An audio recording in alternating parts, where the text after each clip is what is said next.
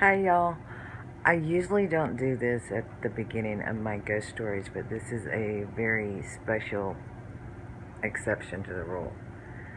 I just wanted to do this out of respect for my uncle. I've been hesitating for weeks to get this little ghost story out because my uncle Claude passed away a couple of years ago.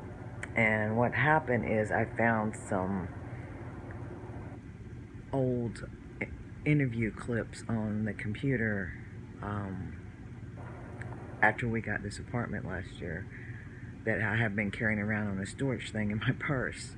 But I thought it might be a little bit too creepy for some of y'all because my uncle is deceased and listening to this, and I don't want to show any disrespect to my uncle, but I know my uncle Claude. He was very into the supernatural paranormal. He experienced many things. So I just wanted to put this, what's it, disclaimer in it, or whatever it is called, to explain to y'all the following stories are in my uncle's voice. So I know Uncle Claude would give me a big thumbs up from above, but I just wanted to do these kind of in remembrance of him. Did the best I could. My AC's out again. Um, I need my AC guy, Mosley, to fix it. But anyway, I just wanted to put this in here. And if you're not into ghost stories, you don't need to watch this. But I've been hearing from many of you, Terri, do another ghost story. So the following clip, I'm in character, and you will hear my uncle's voice. But I love you, Uncle Claude. Rest in peace. And I know he would love this. So this is okay. Catch y'all later. Enjoy the story.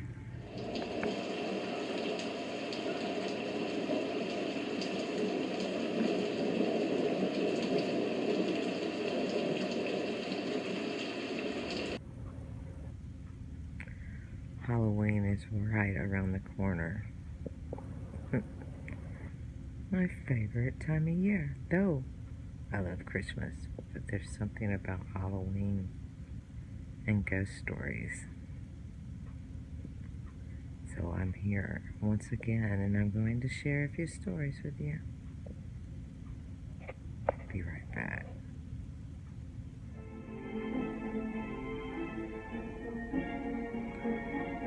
This first story, well, there's a couple of stories. That's from my Uncle Claude. He always experienced things not of this world. Well, Uncle Claude is no longer on the earthly plane, you could say. He's already stepped over to the other side of the veil. May he rest in peace. Years ago, I wrote a book, The Torn Veil Between Us and Them. And I ran across these eerie recordings. So I'm going to let Uncle Claude, may he rest in peace, tell you the story that he experienced at my Granny and Papa's house.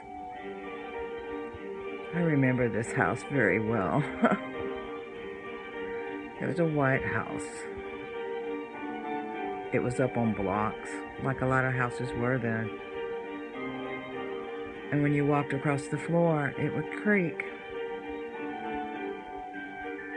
I hope you're looking, Uncle Claude, because I'm about to share your story.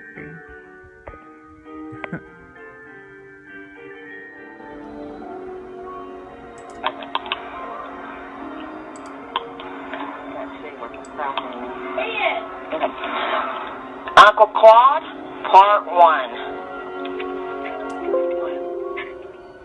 You know the story about the headless woman? Yes, on which stuff? Okay. I was 18 years old, out on a date. I came in one night, no drinking, no nothing. Never did drugs. Was this in a White House? It was in the White House on Lidstone where all kinds of weird things went on and stuff.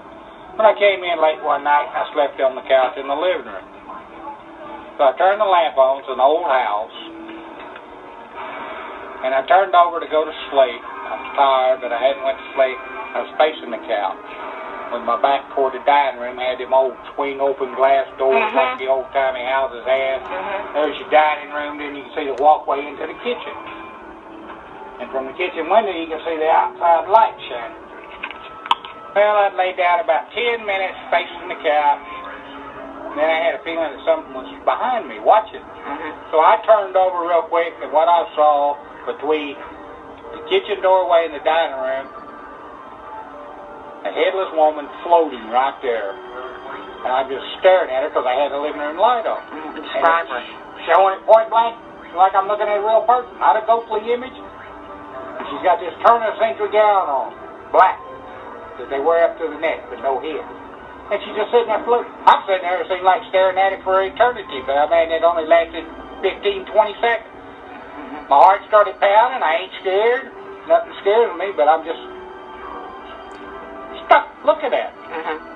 And she's just like she's sort of weaving side to side. And all of a sudden, woof, she goes off to the right into the china hood, my mother's china hood, and disappears.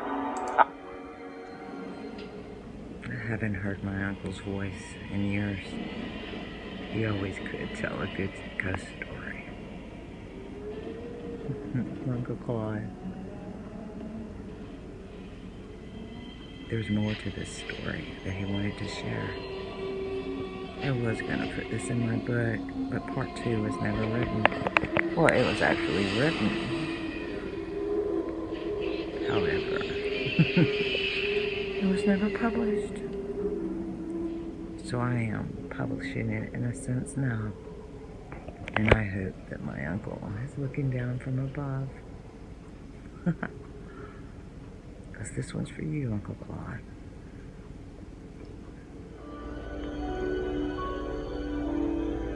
I just sat there and lighted a cigarette, scratched my head, trying to figure this out. It don't make sense, but I know what I saw.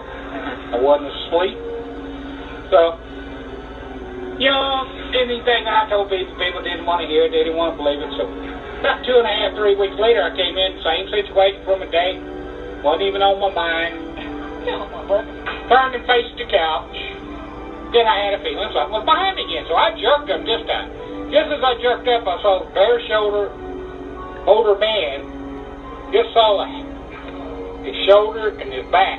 He was walking right by the door frame in the dining room that separates the living room and dining room with a light shining. Now, my dad had a habit of always just wearing boxer shorts, never wore a shirt. He'd get up during the night. First thing, he was husky, I thought it was him. Because I couldn't see a face, just saw the shoulder back, and he was headed back to where his bedroom was. Right. So I sat there and thought, well, it's him first off. Then I was listening, because when he walked through the house, there's bare wood on the floor. When he walked through the house, you hear it. Oh, yeah. I didn't hear nothing. So then it made me wonder. So I get up and I go around there, hair standing up on the back of my neck, hair standing up on my arm. Go around to the left hallway, his door is halfway open. There he is, snoring up on the sound asleep. It wasn't. I did a little investigating later on and on and on and on, and I found out the old woman, old man died in that house. I think that's who that was. I didn't know that. Why they had shutters on the side of that house? The steel shutters? Yeah, but they didn't have them in the right side or nothing, or in the front. Just in the back side, left side, in the back. Still to this day, I don't know what they went on. That place is pretty. Then people used to say I'd hear voices, they'd be calling my name, I'd go in there, and my sisters were there. They swear up and down, they didn't call me. They didn't mention my name. I've heard people, no, I've heard their voices. So I went in there to see what they wanted. They're sound asleep. Oh, man. So something weird about that house. I remember it was creepy. The house is still around, isn't it? Including down the other end of the block. Yeah, we went by there about a year ago. Just like weird things like that, you know. Oh, I got one. In the words of my uncle, from my uncle, I remember that house on Lidstone, my granny and papa's house. It was filled with love, but yet there was always something so eerie. I spent many nights as a child underneath the covers, I always felt like I was being watched.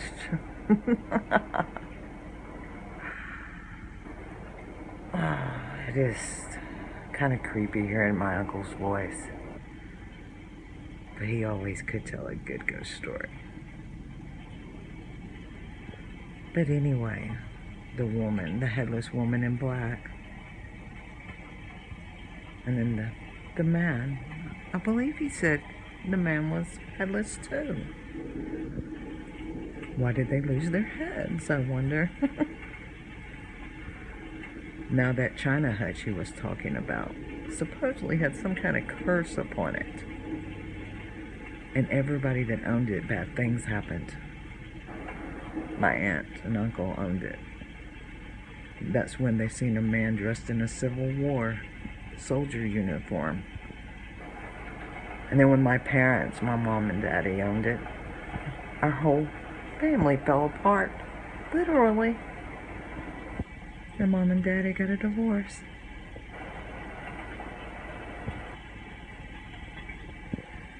So watch what you have in your home. That China hutch wasn't very good. But anyway, Halloween is right around the corner. So I wanted to share with y'all a couple of ghost stories from my uncle from the other side of the bell. Thank you for watching. Share these stories if you like, and subscribe if you want. And in words of Terri in circles, keep on keeping on. Oh, I almost forgot. A ghost story a day keeps the ghouls away. Good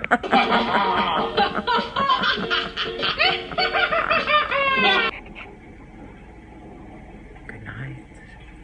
Sweet dreams.